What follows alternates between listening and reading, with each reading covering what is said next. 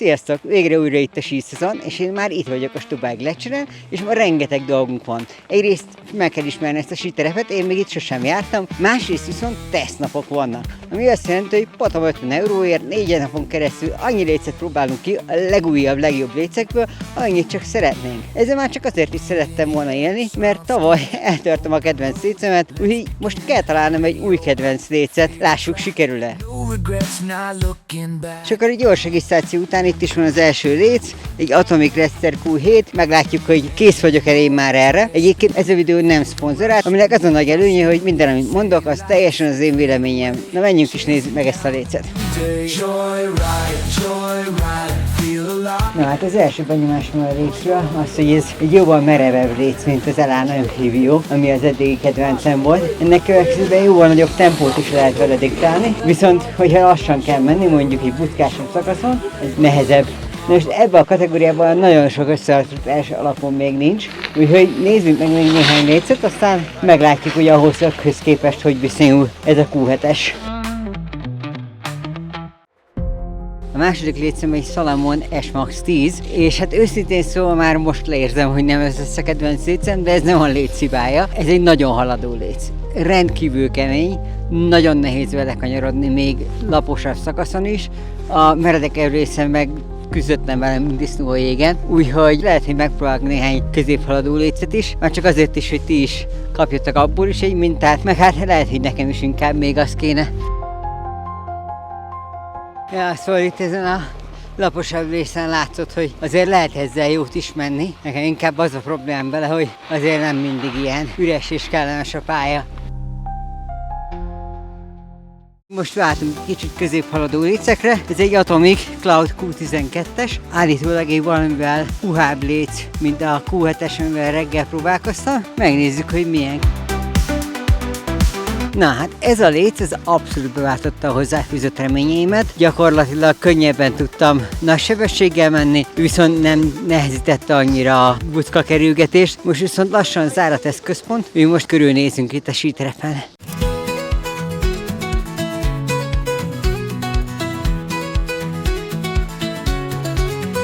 Erről a pontról kiválóan látszik a Dresdner hütte, és mellette a Gamsgartenbahn és az Eisgradbahn.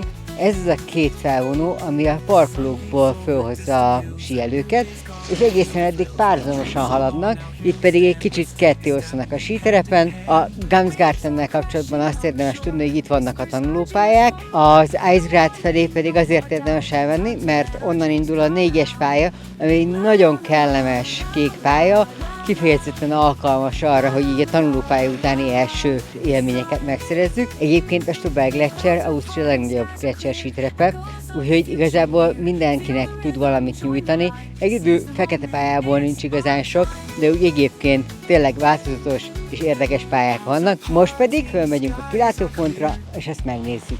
Echoes of the future near. Feel the rhythm, join the rhyme. Seize the moment, it's our time.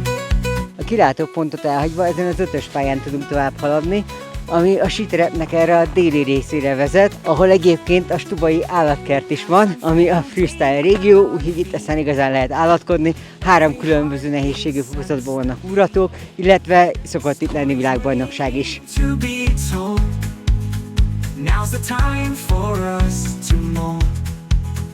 No more looking back in sorrow, here we are, it's our tomorrow. Let the music lift you high, spread your wings and touch the sky.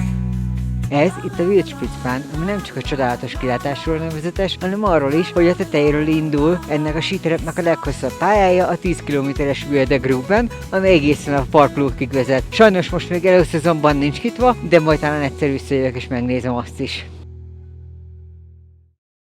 Kezdődhet a második tesztnap. Éjszaka folyamán gondolkoztam rajta, hogy milyen léceket kéne ma kipróbálni. Ugyanis arra jöttem rá, hogy a haladóbb lécekkel ugyan gyorsabban tudok menni, de belegondolva, hogy hogyan síelek általában, többnyire inkább ilyen kellemesen andalgok a sípályákon, nekem ez inkább olyan, mint egy túrázás a havas hegyekben. Szóval, hogy valószínűleg ma inkább középhaladó léceket fogok nézegetni. Ezzel együtt még a Elana Amphibio előtt volt egy Head Super Joy-om, úgyhogy most gondoltam, hogy kipróbálom, hogy milyen a Super Joy-tól egyel haladóbb léc. Ez a Headnek a Super Shape nevű léce, mi most ezzel fogunk megpróbálkozni.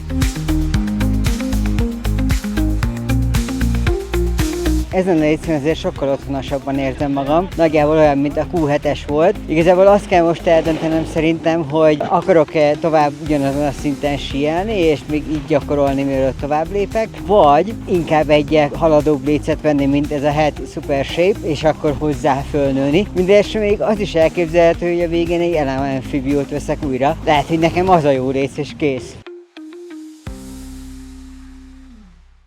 Na hát most már azért kezdenek kifogni a lécek, mert már rengetegen vannak. Most egy olyan léccel próbálkozok, amit abszolút nem ismerek. Ez egy Salon Carver a Fölkültől. Nézzük meg!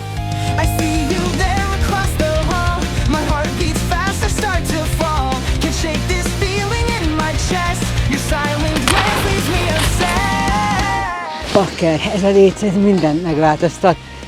Iszonyat élvezetes. Bele tudok rendesen feküdni a kanyarokba. Az a helyzet, hogy ma először találtam egy olyan lécet, amivel azt érzem, hogy ez még talán az Elannál is jobb. Hű!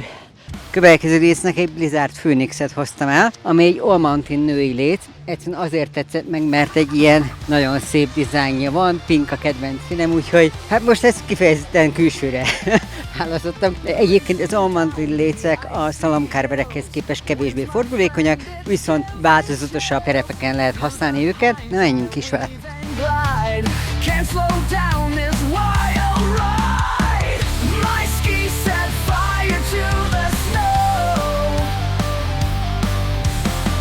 Na, ez a léc, ez még az előzőn is élvezetesebb volt, nem annyira fordulékony, de ebbe is nagyon bele tudtam feküdni, iszonyatos élmény volt vele csúszni, és nagyon stabilabb, mint az előző. Úgyhogy szerintem megtaláltam a kedvenc lécemet, egy ilyet fogok vásárolni. Viszont a legfontosabb tanulsága ennek a napnak, hogy ne vegyetek olyan lécet, amit nem próbáltatok még ki. Egyszerűen azért mindenkinek más az a léc, ami igazán jól esik. Ha pedig szeretnétek még idén léceket kipróbálni, akkor januárban érdemes ellátogatni Zábak Hinterglemm síterepre, ugyanis Laogangban tesztnapok lesznek minden januári hétvégén. Ha pedig szeretnétek tudni, hogy milyen Zábakban síelni, akkor ezt a videót nézzétek meg, mert ez pont arról szól. Sziasztok!